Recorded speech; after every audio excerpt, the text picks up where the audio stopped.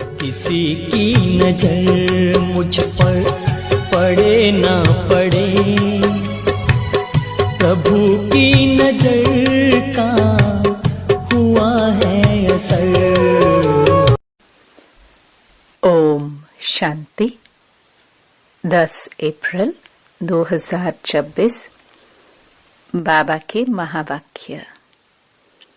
मीठे बच्चे, बाप आए हैं भारत को सैल्वेज करने। तुम बच्चे इस समय बाप के मददगार बनते हो। भारत ही प्राचीन खंड है।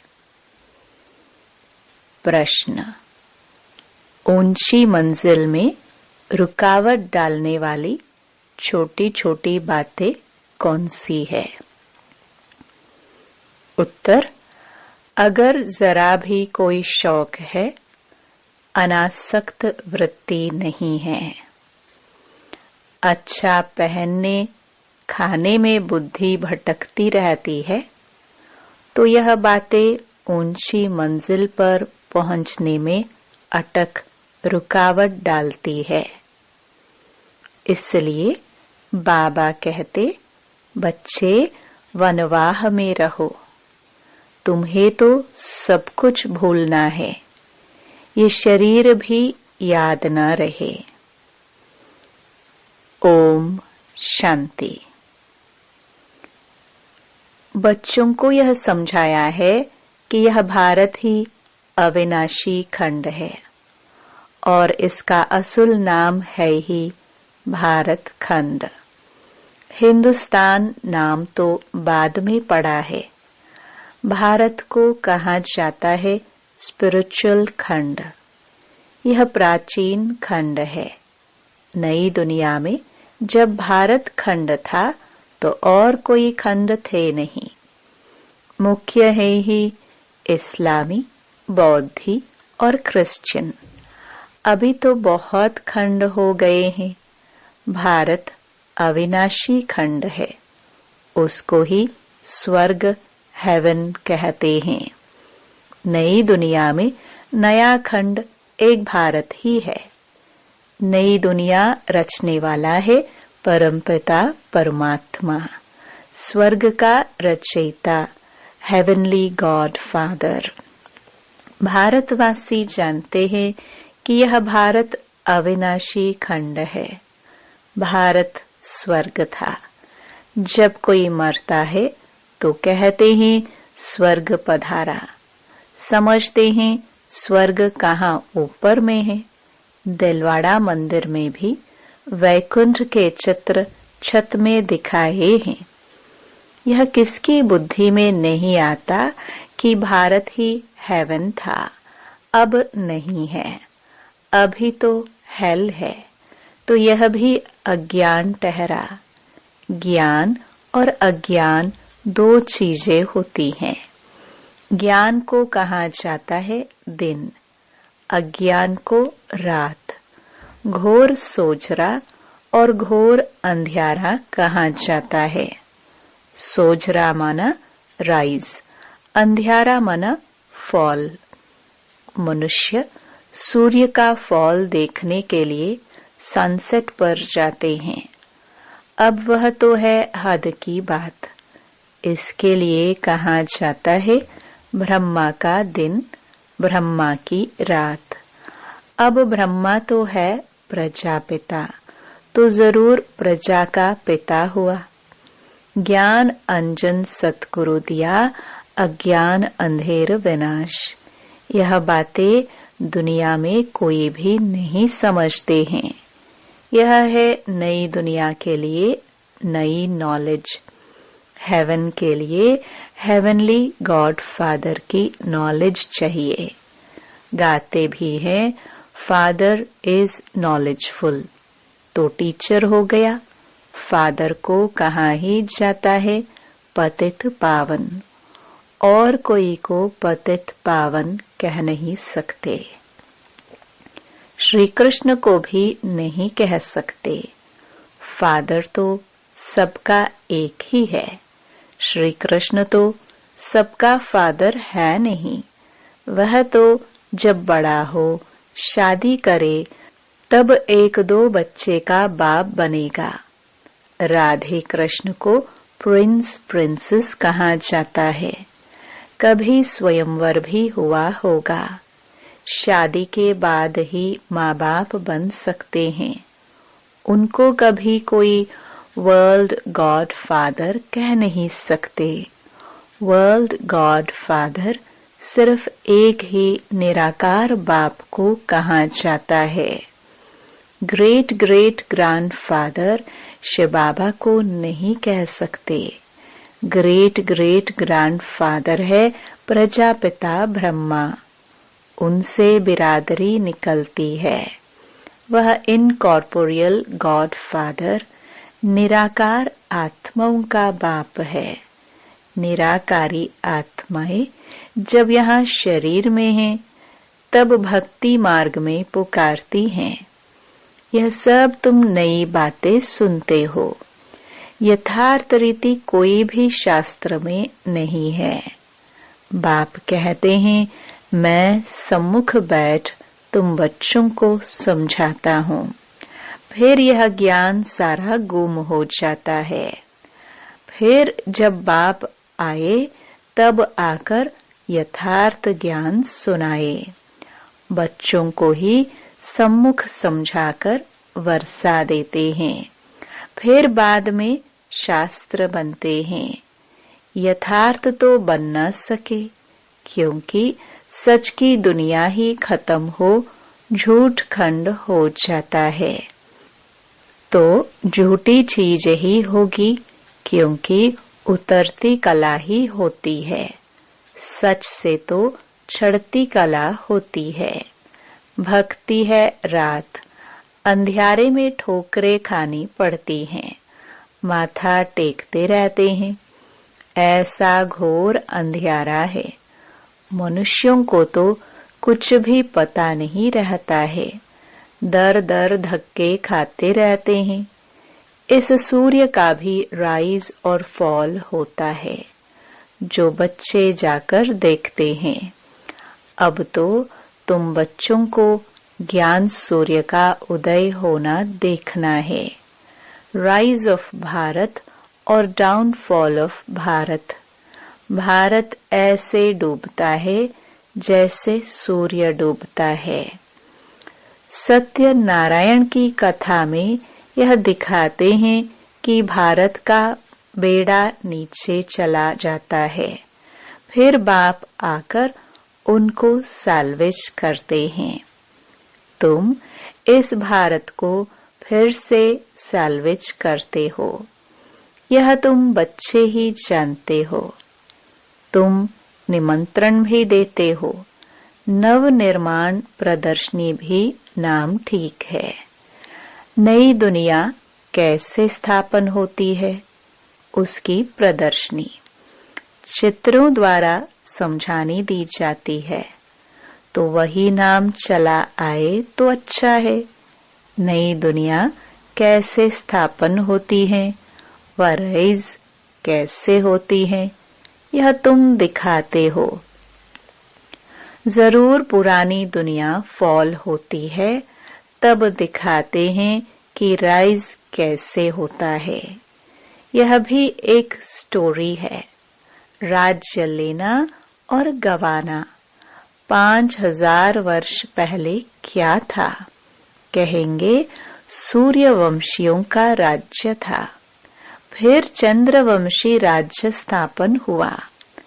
वह तो 1-2 से राज्य लेते हैं, दिखाते हैं फलाने से राज्य लिया। वह कोई सीधी नहीं समझते। यह तो बाप समझाते हैं कि तुम गोल्डन एज से सिल्वर एज में गए, सीढ़ी उतरते आए। यह 84 जन्मों की सीढ़ी है। सीढ़ी उतरनी होती है, फिर चढ़नी भी होती है। डाउनफॉल का भी राज समझाना होता है। भारत का डाउनफॉल कितना समय, राइज कितना समय। फॉल एंड राइज ऑफ भारतवासी। विचार सागर मंथन करना होता है। मनुष्यों को टेम्पटेशन में कैसे लाए और फिर निमंत्रण भी देना है। भाइयों बहनों, आकर समझो। बाप की महिमा तो पहले बतानी है। शिव बाबा की महिमा का एक बोर्ड होना चाहिए। पतित पावन, ज्ञान का सागर, पवित्रता, सुख शांति का सागर, संपत्ति का सागर, सर्व का सद्गति दाता, जगत पिता, जगत शिक्षक, जगत गुरु शिव बाबा से आकर अपना सूर्यवंशी, चंद्रवंशी वर्षा लो, तो मनुष्यों को बाप का पता पड़े। बाप की और श्री कृष्ण की महिमा अलग अलग है। यह तुम बच्चों की बुद्धि में बैठा हुआ है। सर्विसेबल बच्चे जो हैं, वे सारा दिन दौड़ी दौड़ी करते रहते हैं। अपनी लौकिक सर्विस होते भी छुट्टी ले सर्विस में लग जाते हैं। यह है ही ईश्वरीय गवर्नमेंट। खास बच्चियां अगर ऐसी सर्विस में लग जाए तो बहुत नाम निकाल सकती है। सर्विसेबल बच्चों की पालना तो अच्छी रीति होती ही रहती है, क्योंकि शिव बाबा का भंडारा भरपूर है। जिस भंडारे से खाया वह भंडारा भरपूर, काल कंटक दूर। तुम हो शिववंशी, वह रचता है, यह रचना है। बबूल नाम बहुत मीठा है। शिव साजन भी तो है ना। शिव बाबा की महिमा ही अलग है। निराकार अक्षर लिखने से समझते हैं कि उनका कोई आकार नहीं है। बिलवड मोस्ट शिव बाबा है, परम प्रिय तो लिखना ही है। इस समय लड़ाई का मैदान उनका भी है तो तुम्हारा भी है। शिव शक्तियां नॉन वायलेंस गाई जाती है, परंतु चित्रों में देवियों को भी हथियार दे हिंसा दिखा दी है। वास्तव में तुम योग अथवा याद के बल से विश्व की बादशाही लेते हो। हथियारों आदि की बात ही नहीं है। गंगा का प्रभाव बहुत है, बहुतों को साक्षात्कार भी होगा। भक्ति मार्ग में समझते हैं कि गंगा जल मिले तब उद्धार हो, इसलिए गुप्त गंगा कहते रहते हैं। कहते हैं बाण मारा और गंगा निकली। गौमुख से भी गंगा दिखाते हैं। तुम पूछेंगे तो कहेंगे कि गुप्त गंगा निकल रही है। त्रिवेणी पर भी सरस्वती को गुप्त दिखाया है। मनुष्यों ने तो बहुत बातें बना दी हैं। यहाँ तो एक ही बात है, सिर्फ अलफ बस। अल्लाह आकर बहिश्त स्थापन करते हैं, खुदा हेवन स्थापन करते हैं, ईश्वर स्वर्ग स्थापन करते हैं। वास्तव में ईश्वर तो एक है। यह तो अपनी अपनी भाषा में भिन्न भिन्न नाम रख दिए हैं, परंतु यह समझते हैं कि अल्लाह से जरूर स्वर्ग की बादशाही मिलेगी। यहाँ तो बाप कहते हैं मन मना भव। बाप को याद करने से वर्षा जरूर याद आएगा। रचता की रचना है ही स्वर्ग। ऐसे थोड़े कहेंगे कि राम ने नरक रचा। भारतवासियों को यह पता ही नहीं कि निराकार रचता कौन है। तुम जानते हो कि नरक का रचता रावण है, जिसको जलाते हैं। रावण राज्य में भक्ति मार्ग का सैपलिंग कितना बड़ा है। रावण का रूप भी बड़ा भयंकर बनाया है। बोलते भी हैं कि रावण हमारा दुश्मन है। बाप ने अर्थ समझाया है। पेशगीर विस्तार बड़ा है तो रावण का शरीर भी बड़ा बनाते हैं। शिव बाबा तो बिंदी है, परंतु चित्र बड़ा बना दिया है। नहीं तो बिंदी की पूजा कैसे हो। पुजारी तो बनना है ना। आत्मा के लिए तो कहते हैं भ्रकटी के बीच में चमकता है अजब सितारा, और फिर कहते हैं आत्मा सो परमात्मा। तो फिर 1000 सूर्य से ज्यादा तेज कैसे होगा। आत्मा का वर्णन तो करते हैं लेकिन समझते नहीं। अगर परमात्मा 1000 सूर्य से तेज हो तो हर एक में प्रवेश कैसे करे। कितनी अयथार्थ बातें हैं जो सुनकर क्या बन पड़े हैं। कहते हैं आत्मा सो परमात्मा, तो बाप का रूप भी ऐसा होगा ना। परंतु पूजा के लिए बड़ा बनाया है। पत्थर के कितने बड़े बड़े चित्र बनाते हैं। जैसे गुफा में बड़े बड़े पांडव दिखाए हैं। जानते कुछ भी नहीं। यह है पढ़ाई। धंधा और पढ़ाई अलग अलग है। बाबा पढ़ाते भी हैं और धंधा भी सिखाते हैं। बोर्ड में भी पहले बाप की महिमा होनी चाहिए। बाप की फुल महिमा लिखनी है। यह बातें तुम बच्चों की बुद्धि में नंबरवार पुरुषार्थ अनुसार आती हैं। इसलिए महारथी घोड़े सवार कहा जाता है। हथियार आदि की कोई बात नहीं है। बाप बुद्धि का ताला खोल देते हैं। यह गोदरेज का ताला कोई खोल न सके। बाप के पास मिलने आते हैं तो बाबा बच्चों से पूछते हैं कि आगे कब मिले हो। इस जगह पर इस दिन कब मिले हो। तो बच्चे कहते हैं हाँ बाबा 5000 वर्ष पहले मिले हैं। अब यह बातें ऐसे कोई पूछ ना सके। कितनी गुह्य समझने की बातें हैं। कितनी ज्ञान की युक्तियां बाबा समझाते हैं, परंतु धारणा नंबरवार होती है।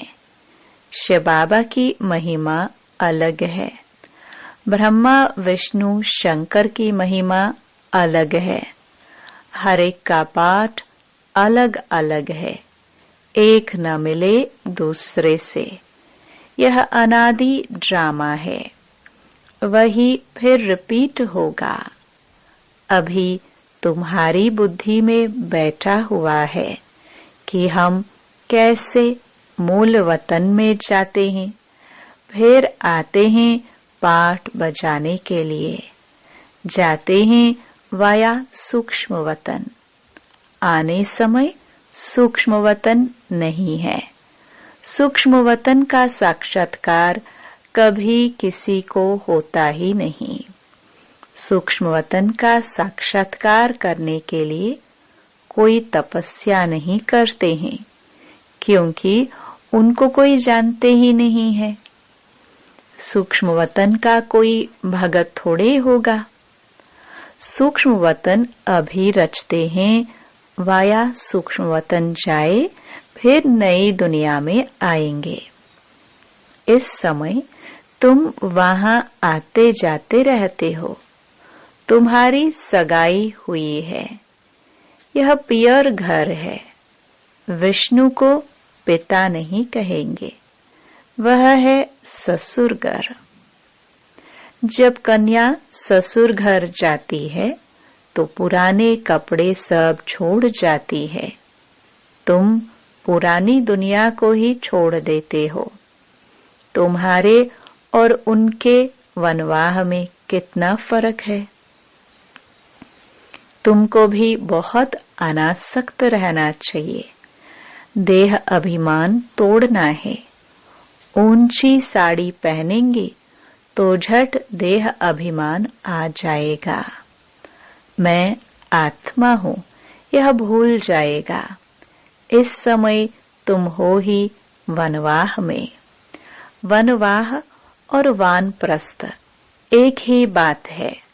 शरीर ही छोड़ना है तो साड़ी नहीं छोड़ेंगी क्या? हल्की साड़ी मिलती है तो दिल ही छोटी हो जाती है। इसमें तो खुशी होनी चाहिए। अच्छा हुआ जो हल्का वस्त्र मिला। अच्छी चीज को तो संभालना पड़ता है। यह पहनने खाने की छोटी छोटी बातें भी ऊंची मंजिल पर पहुंचने में अटक डालती है। मंजिल बहुत बड़ी है। कथा में भी सुनाते हैं ना कि पति को कहा यह लाठी भी छोड़ दो। बाप कहते हैं यह पुराना कपड़ा, पुरानी दुनिया सब खलास होनी है। इसलिए इस सारी दुनिया से बुद्धि योग तोड़ना है। इसको बेहद का सन्यास कहा जाता है। सन्यासियों ने तो हद का सन्यास किया है। अब तो फिर वे अंदर आ गए हैं। आगे तो उन्हों में बहुत ताकत थी। उतरने वालों की महिमा क्या हो सकती है। नई नई आत्माएं भी पिछाड़ी तक आती रहती हैं पाठ बजाने। उनमें क्या ताकत होगी। तुम तो पूरे 84 जन्म लेते हो। यह सब समझने के लिए कितनी अच्छी बुद्धि चाहिए। सर्विसेबल बच्चे सर्विस में उछलते रहेंगे।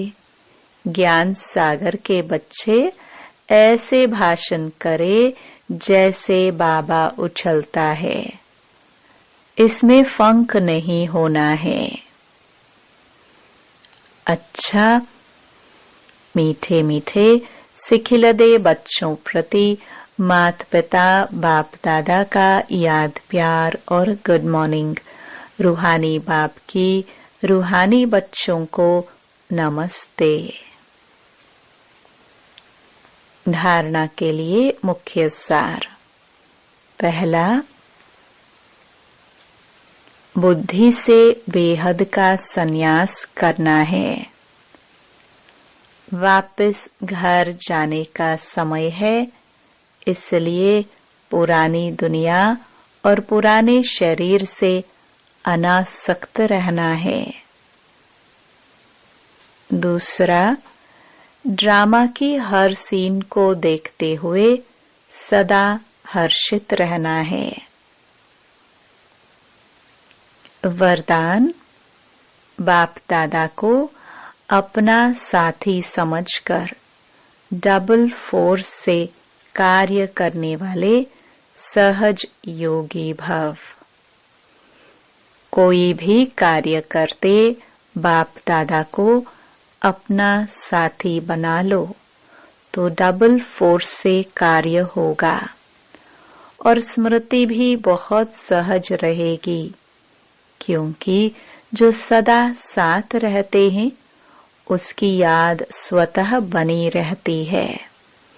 तो ऐसे साथी रहने से व बुद्धि द्वारा निरंतर सत का संग करने से सहज योगी बन जाएंगे और पावरफुल संग होने के कारण हर कर्तव्य में आपका डबल फोर्स रहेगा, जिससे हर कार्य में सफलता की अनुभूति होगी।